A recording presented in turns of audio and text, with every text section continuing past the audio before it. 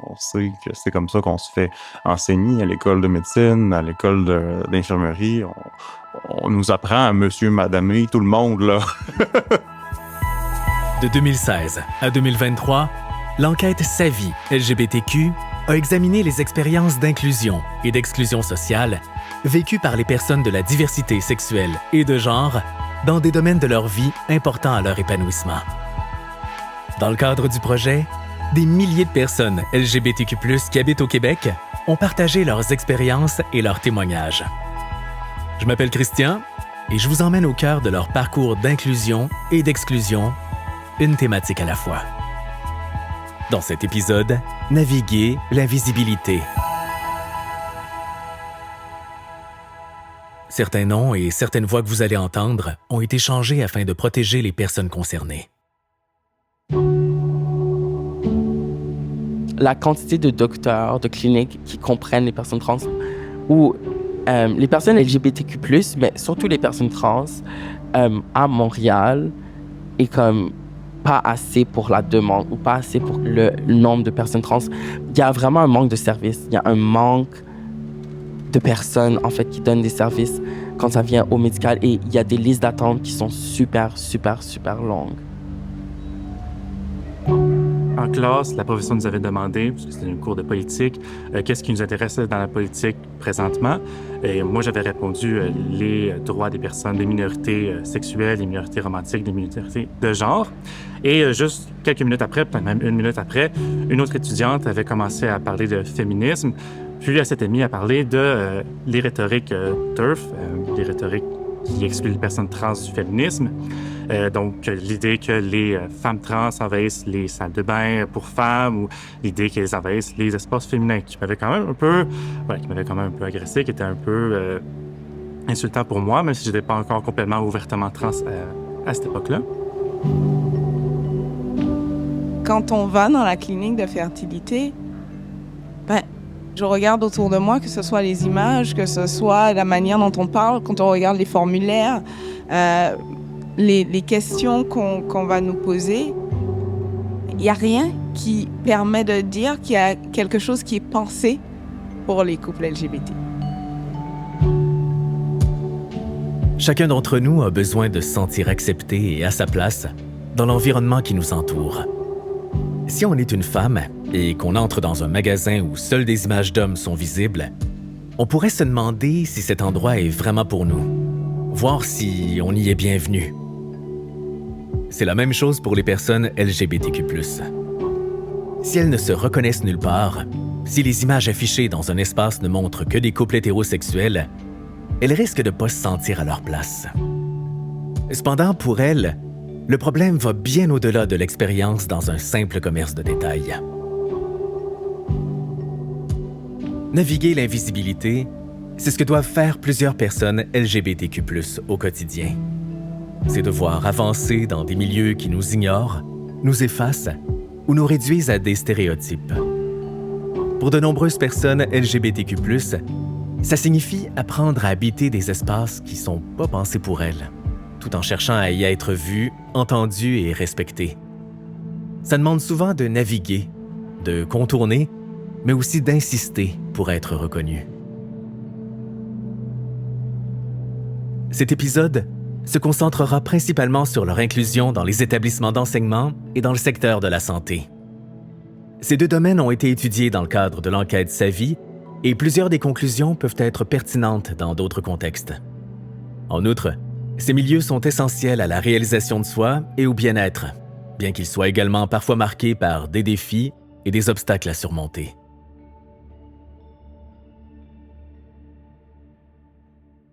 Les études peuvent jouer un rôle important dans la réalisation de soi. Pourtant, de nombreuses personnes étudiantes LGBTQ+, se heurtent à des obstacles qui freinent leur pleine inclusion dans les milieux d'enseignement. À ce sujet, Marie Houzeau en a long à dire. Marie est la directrice générale du GRI Montréal, un organisme à but non lucratif dont la mission est de favoriser une meilleure connaissance de la diversité sexuelle et de genre et de faciliter l'intégration des personnes LGBTQ+ dans la société. D'ailleurs, le GRI Montréal priorise le milieu scolaire pour démystifier les orientations sexuelles et les identités de genre. Les différents obstacles que les jeunes peuvent rencontrer en milieu scolaire, mais c'est sûr que c'est un éventail assez large. D'abord de reconnaissance de leur réalité et de la reconnaissance que il faut aller au-delà du «Ah, mais nous, on traite tout le monde de façon égale». Alors, parce que justement, ça amène des difficultés supplémentaires. Il y a des besoins spécifiques que les jeunes des communautés LGBTQ+, ont besoin de voir répondus. L'inclusion ne va pas de soi. Seulement 58% des personnes LGBTQ+ interrogées dans l'enquête estiment que les règlements et politiques scolaires antidiscriminatoires prennent en compte l'orientation sexuelle, l'identité et l'expression de genre. Ajoutons que plus de la moitié des personnes trans ont volontairement caché leur identité de genre ou leur parcours trans en raison d'un environnement hostile dans leur établissement scolaire dans les 12 mois ayant précédé l'enquête. Chez les personnes LGBTQ+, cisgenres, plus d'1 sur 3 a caché son orientation sexuelle. En ce qui concerne le sentiment de connexion avec leur établissement scolaire, environ 50% des étudiants LGBTQ+, cisgenres s'y sentent reliés, contre seulement 37% des personnes trans. Voilà pourquoi il est important de créer un réseau accueillant pour toutes les personnes étudiantes. Un tel réseau ne se mettra pas en place tout seul. C'est près de la moitié des répondants qui ne ressentent pas de lien particulier avec leur établissement scolaire. C'est un chiffre alarmant. Dominique Dubuc enseigne la biologie et est très impliquée dans le milieu syndical. Elle a longuement étudié la question. Qu'est-ce que c'est les constats? C'est que on sait que dans notre société qui est très hétéro-cis-sexiste, il y a de la discrimination, de l'intimidation, des violences verbales, physiques dans la société en général à l'égard des personnes des minorités sexuelles et de genre. On sait aussi qu'il y a, de façon très généralisée, une absence de visibilité dans les curriculums des programmes en général de ces réalités-là. Et ça, cet aspect-là, la discrimination qui est rencontrée dans la société en général, puis l'absence de visibilité dans les curriculums, déjà là, ça a un impact sur le parcours éducatif des personnes. Dans le fond, c'est une question d'accès, ce dont on va parler aujourd'hui. L'accès aux études en général, oui. L'accès aux études supérieures en particulier, oui. Mais ultimement, de l'autre côté du miroir, si on veut, c'est l'accès à des services professionnels auxquels finalement toute la population devrait avoir accès, avoir droit. Le problème trouve ses racines dès la formation des personnes qui sont appelées à fournir ces services. En effet, si ces formateurs ne reçoivent pas eux-mêmes une éducation adéquate sur les enjeux de l'inclusion et de la diversité, ils risquent de transmettre des connaissances et des pratiques limitées ou inadaptées à la réalité des étudiants LGBTQ+, contribuant ainsi à maintenir un environnement éducatif qui n'est pas pleinement inclusif. Tout le corps enseignant en ce moment, ou presque, n'a jamais entendu parler de ces réalités-là dans leur propre formation disciplinaire, que ce soit en soins infirmiers, en psychologie, en travail social, en technique policière. Justement, le GRI Montréal est souvent appelé à former des gens de ce milieu. Comme ils rejoignent un très large public, l'accueil des formations est très différent d'une fois à l'autre. Il y a vraiment des personnes qui viennent avec une curiosité, avec l'idée d'avoir une ouverture sincère à voir comment améliorer leur pratique et avoir une pédagogie plus inclusive. Et donc, forcément, ces gens-là vont être présents, dynamiques, poser des questions, souvent intéressés, puis souvent être en mesure de retirer quelque chose de ce qu'ils ont eu comme formation. Après, à l'autre bout du spectre, tu peux avoir des personnes qui ont l'impression qu'on vient leur faire du prosélytisme, en fait, d'une certaine façon, puis qu'on vient leur pousser des choses dans la gorge, des concepts, des théories, et là, on sent plus de résistance. Mais, de mon expérience, en tout cas, la façon dont nous, on fait les choses, on garde la formation peut-être la moins théorique possible. Tu sais, l'idée, c'est vraiment d'arriver à créer, des brèches dans certaines certitudes et puis aussi de démontrer humainement, en fait, tout simplement l'impact que, certains comportements peuvent avoir sur les étudiants, les étudiantes.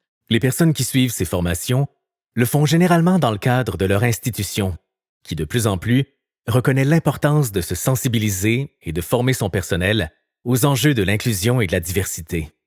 Mais les institutions ont aussi beaucoup à apprendre. Alors, je dirais qu'on entend beaucoup parler des questions qui sont liées à l'identité de genre, aussi de la part des institutions, mais j'ai l'impression que c'est parce qu'ils sont complètement dépourvus, en fait.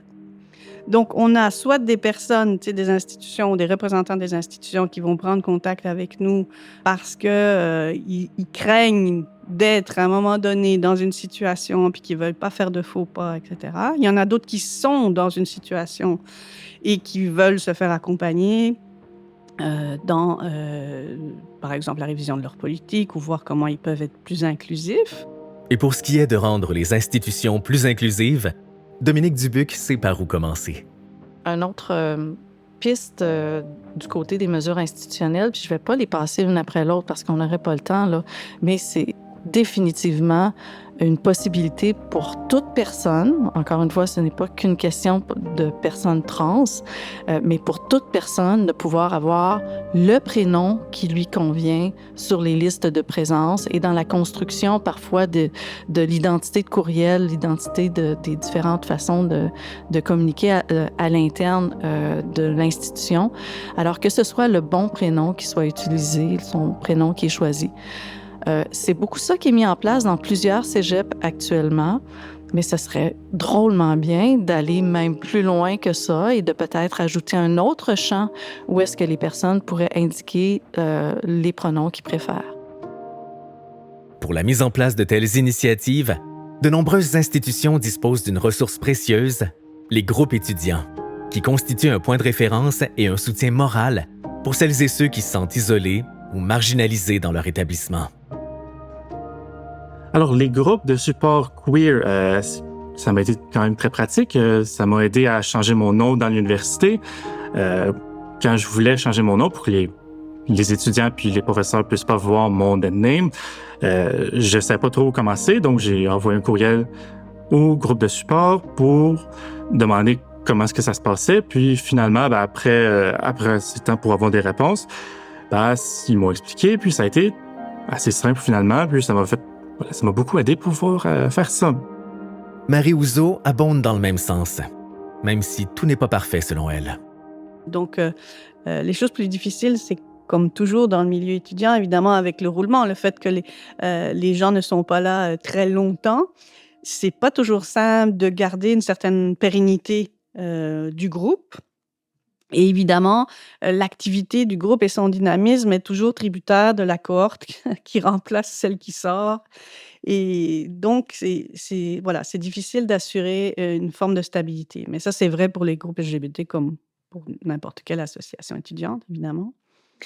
Après, ce que ça permet, évidemment, c'est un levier pour justement faire remonter des choses auprès des institutions, même si les gens ne vont pas décider d'être plus out parce qu'il y a un groupe LGBT dans leur cégep.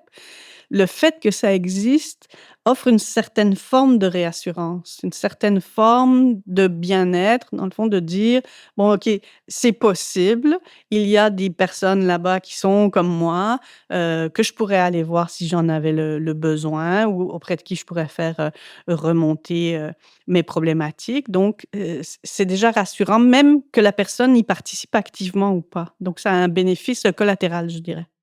Cependant, ces groupes sont souvent issus d'initiatives étudiantes, plutôt que de démarches mises en place par les institutions elles-mêmes. Cela montre à quel point ce sont les étudiants qui, face à un besoin de représentation et d'inclusion, prennent l'initiative de créer des espaces où ils peuvent se soutenir et sensibiliser leur communauté. Dominique Dubuc souligne qu'il existe d'autres initiatives que les établissements pourraient mettre en place pour répondre aux besoins des étudiants. Idéalement, il y aurait une politique d'inclusion des personnes de la diversité sexuelle et de genre plus spécifiquement, parce que très rapidement, on se rend compte que c'est tellement un enjeu qui est transversal, qui touche des installations physiques, qui touche des programmes d'enseignement, qui touche le français. Ça touche tellement d'éléments que ce serait une excellente idée d'avoir un fil conducteur qui serait une politique d'inclusion des personnes des minorités sexuelles et de genre.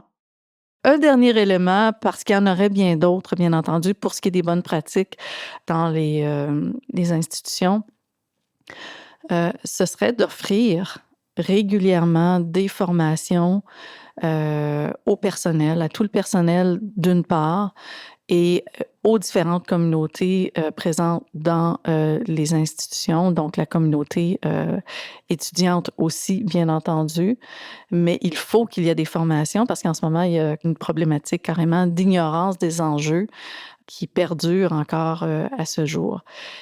Puis au-delà des formations, il y a aussi l'aspect purement information. C'est bien beau d'avoir des mesures institutionnelles qui sont en place, mais il faut que l'ensemble de la population de l'établissement soit au courant de ces mesures-là et en fasse la promotion. Ça peut sembler beaucoup demander aux institutions, mais en ne s'adaptant pas activement aux enjeux de diversité et d'inclusion, elles s'exposent à plusieurs conséquences négatives. Comprendre aussi où en est la loi. Ça, c'est capital, là. Comprendre qu'à partir du moment où une personne nous indique le bon pronom, le bon prénom, on est tenu, de par la charte, de respecter prénoms, pronoms qui nous sont indiqués par la personne. On a le droit de se tromper, bien entendu, mais on n'a pas le droit de systématiquement refuser cette reconnaissance-là, que la personne ait fait un changement officiel ou non au directeur de l'État civil. Donc, il y a une connaissance de l'état du droit, étant donné qu'il y a eu une évolution tellement rapide dernièrement. La grande majorité des personnes ne sont pas au courant. C'est pas une question de mauvaise foi dans bien des cas, mais il faut qu'à un moment donné, ce soit enseigné quelque part l'état du droit par rapport à la diversité sexuelle et de genre. Il faut que ce soit des démarches institutionnalisées, permanentes, qui ne changeront pas au gré du corps enseignant. Mais ultimement, ce que je veux souligner ici, c'est que en ce moment, c'est l'initiative personnelle de certaines personnes enseignantes qui fait en sorte qu'on en parle dans différents programmes. Et l'idée, ce serait de le rendre plus pérenne. Dominique l'applique de façon très concrète dans sa propre pratique pédagogique, en brisant l'invisibilité des réalités LGBTQ+, à travers l'intégration d'exemples diversifiés et inclusifs.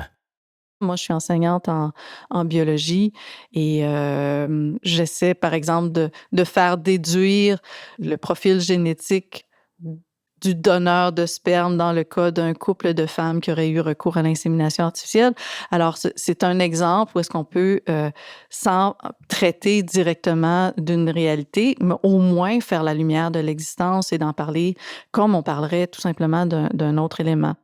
Mais au-delà de cet aspect-là, il y a aussi l'aspect de s'assurer que dans notre classe, dans notre enseignement, on tente de semer des graines pour créer un climat qui est sain et sécuritaire pour l'apprentissage de l'ensemble de nos étudiants et étudiantes.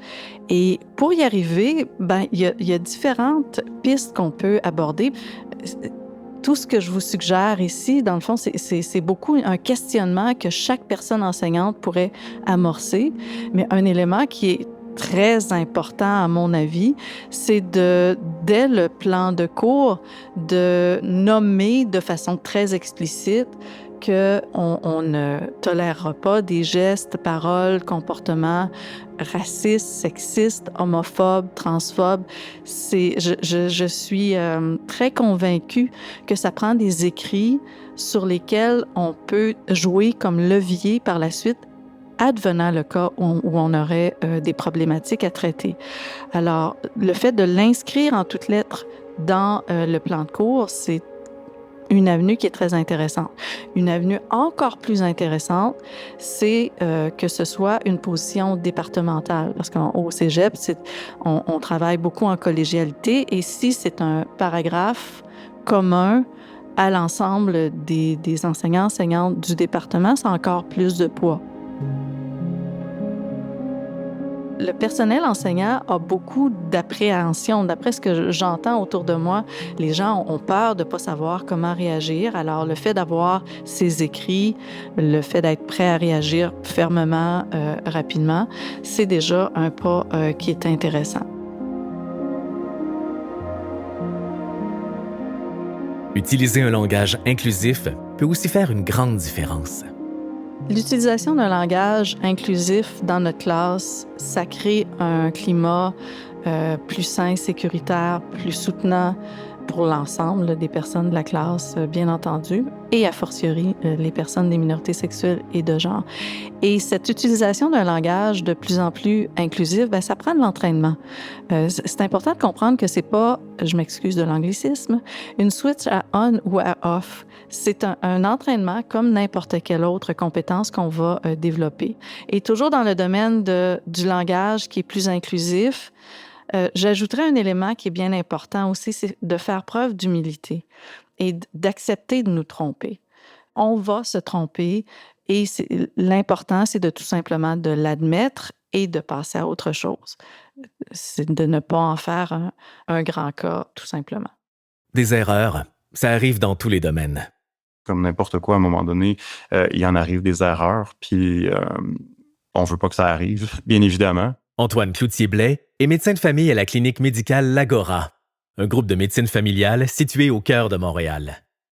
Conscient que le système de santé a longtemps été pensé sans tenir compte des réalités LGBTQ+, il travaille au quotidien à transformer sa pratique et son milieu pour que les personnes de la diversité sexuelle et de genre s'y sentent véritablement accueillies, écoutées et respectées. Puis ça, une des choses que je pense qui est importante à ce moment-là, c'est que on prenne la responsabilité de ces accidents-là, puis qu'on reconnaisse notre responsabilité là-dedans, puis ce qu'on veut mettre en place pour éviter que ça se reproduise. À la fin de la journée, j'ai jamais eu de situation qui était irrécupérable, je pense, où ça n'a pas été apprécié qu'on prenne la responsabilité de ce qui s'est produit. L'accès à des soins de santé inclusifs est essentiel. C'est une question de dignité, de sécurité et de reconnaissance. Parce qu'il touche à ce qu'on a de plus personnel, le système de santé détient un pouvoir immense, celui d'affirmer les identités ou au contraire, de les invisibiliser. Pour qu'il puisse réellement soutenir toute la population, il doit s'ouvrir à la pluralité des vécus et des corps. C'est dans cet esprit que la clinique où exerce Antoine Cloutier-Blais a adopté une approche inclusive envers les personnes de la diversité sexuelle et de genre. À notre ouverture, on n'avait pas nécessairement un immense créneau en ce qui a trait à la médecine du genre, puis la transition médicale. Moi, j'ai hérité du bassin de patients et patientes d'une de mes collègues qui est partie à la retraite là, en 2019. Et ça m'a amené en fait à prendre en charge un petit nombre de personnes qui étaient déjà en transition. Puis c'est comme ça, en fait, que c'est ouvert un peu la porte. J'ai été amené à rencontrer une personne à la fois, ces nouveaux patients, patientes-là, puis à en apprendre de plus en plus sur la réalité des personnes diverses de genre. Des cliniques inclusives comme celle d'Antoine, il n'y en a clairement pas assez. Selon l'enquête Savie, seulement 27% des personnes trans ou non-binaires ont rapporté ressentir un climat très acceptant à leur égard dans les services de santé et 25% des participants LGBTQ+, révèlent que leur médecin n'est pas au courant de leur orientation sexuelle.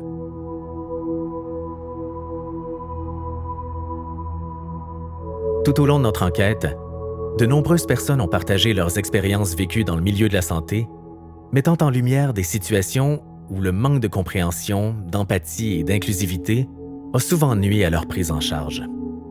Parmi ces témoignages, l'un d'entre eux se distingue particulièrement. Je suis Jesse Lewandowski, j'ai 42 ans, marié depuis 13 ans, puis j'ai 2 enfants, un enfant de 8 ans, puis un enfant qui va avoir 5 ans. Donc voilà.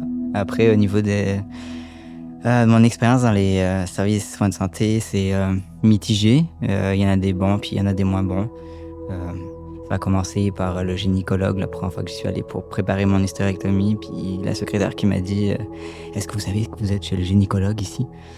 Et ça va de là à une autre personne qui m'a fait un électrocardiogramme, puis je lui ai dit avant « J'ai des seins, là, puis je fais l'électrocardiogramme pour mon opération », et qui m'a dit « Il n'y a aucun problème, justement je pousse ma clinique pour faire des formations et ainsi de suite. » Donc ça va du bon au moins bon.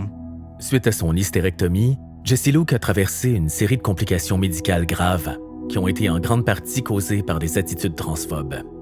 Ces complications n'étaient pas seulement liées aux aspects médicaux de l'intervention, mais aussi à un manque de compréhension et de respect de de la part des professionnels de santé envers son identité de genre. C'est plus la bienveillance et le respect de qui je suis. C'est ce qui fait que ça donne une atmosphère où on n'est pas sur nos gardes, où on n'est pas à devoir justifier sans cesse. On est des personnes à part entière comme n'importe qui. Ce sont les personnes que tu vas rencontrer qui vont te donner justement la bienveillance et la chaleur qui va faire que tu vas enlever tes stress et tes barrières en fait avec le monde. Donc et à ce moment-là, il y a un vrai échange qui se fait. En fait, j'ai la chance d'avoir un bon passing. Ce qui fait qu'en général, on m'appelle monsieur dès le début, en fait. Donc moi, au niveau des pronoms, c'est pour ça que je parle plus de chaleur humaine, de bienveillance, que par rapport à mes pronoms et ainsi de suite. Je pense que la seule fois où j'ai eu un problème à ça, c'est lorsque je devais passer un scanner et qu'une infirmière est venue dans la salle d'attente où il y a plein de monde, puis qu'elle m'a dit « Madame Jessie hein ?»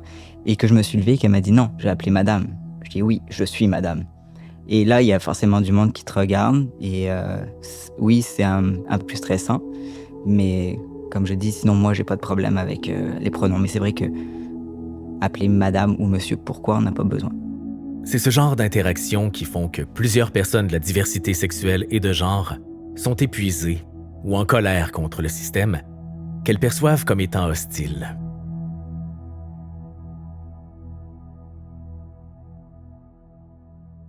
Si 21% des personnes cisgenres LGBTQ+ ont rapporté des besoins de santé non comblés, ça s'élève à 44% chez les personnes trans. Beaucoup se trouvent dans l'impossibilité de recevoir des soins adaptés, ce qui nourrit un sentiment de découragement et d'injustice. Antoine Cloutier-Blais nous en parle. Il arrive régulièrement, en fait, qu'à la première rencontre, là, j'ai devant moi une personne qui va être soit en colère ou terrifiée, en fait, de rentrer dans le bureau. Puis les choses se passent dans les premières minutes, là, où on veut rapidement casser la glace, puis créer un environnement qui est sain, qui est exempt de jugement, puis qui est accueillant. Ça veut dire, avant toute chose, là, moi, j'aime bien me présenter. Les gens s'attendent à rencontrer Dr Cloutier, fait que je veux dire, moi, c'est Dr Cloutier, mais habituellement, on m'appelle Antoine par mon prénom. J'utilise le pronom il, lui. Puis, je laisse la personne se présenter à son tour. J'essaie le plus souvent que possible qu'à l'ouverture du dossier, avant même que je rencontre la personne, nos réceptionnistes, aient communiqué avec elle pour déterminer comment est-ce que le dossier, la personne veut qu'elle soit ouverte, c'est-à-dire quel est son prénom choisi, les pronoms qu'elle ou elle utilise, pour que ce soit dès le premier rendez-vous déjà indiqué, puis que même à l'appel du nom, on n'ait pas besoin d'utiliser le dead name. En fait, moi, j'ai pris l'habitude, quand j'ai pas ces informations-là, de pas présumer, puis tout simplement de faire l'appel par le nom de famille. Donc, ça, moi, j'utilise cette approche-là. J'ai invité aussi le personnel de la clinique en général, donc de la réception à mes collègues infirmiers, infirmières, travailleurs social, de faire la même chose.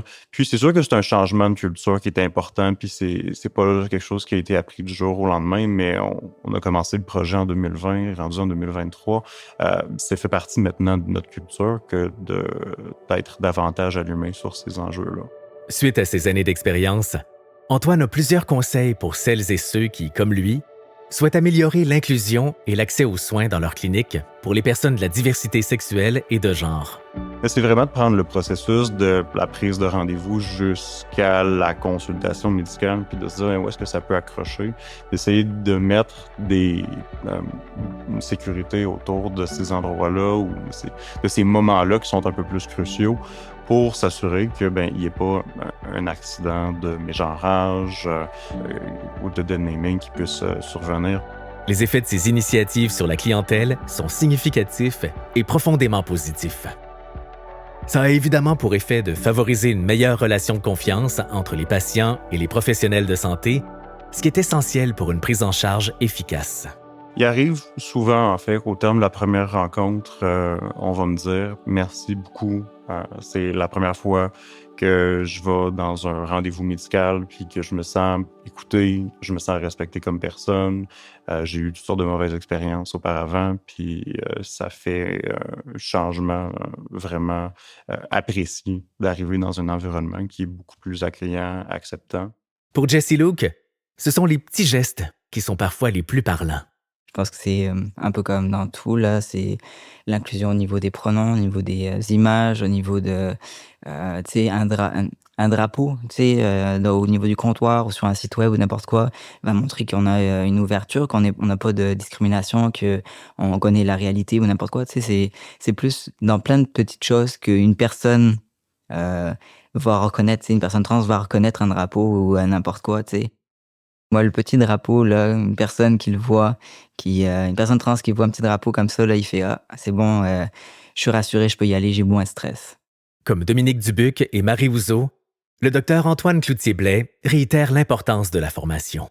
Je pense que c'est critique, en fait, qu'à l'université, il y ait davantage de formation de toutes sortes, en fait, en ce qui a trait aux diversités. Puis là, oui, on parle ici beaucoup de l'inclusion des personnes trans et non-binaires dans le système de santé, mais vraiment, là, les diversités en général doivent être davantage abordées lors de la formation universitaire. Puis ça veut dire aussi de parler d'orientation sexuelle, puis ça veut aussi parler de la réalité des personnes migrantes puis des personnes autochtones davantage que ce qui est en ce moment. Moi, si je me ramène à ce que j'ai appris il y a de ça maintenant, bon, un peu plus qu'une dizaine d'années à l'université, je pense qu'il y a déjà eu un immense progrès qui se fait de ce côté-là.